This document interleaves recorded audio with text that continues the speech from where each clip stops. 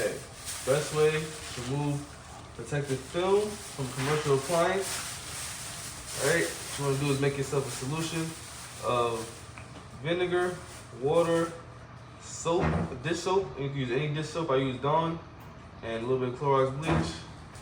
You get some on a little rag or something like that. Just lather it on there. Okay. Then look how easy it just pulls down. Wow.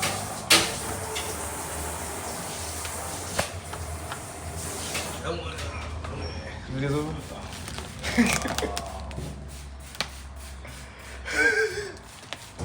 What's wrong with you? What? I sent the videos over, you still recording. Oh no, the video's still going. Now,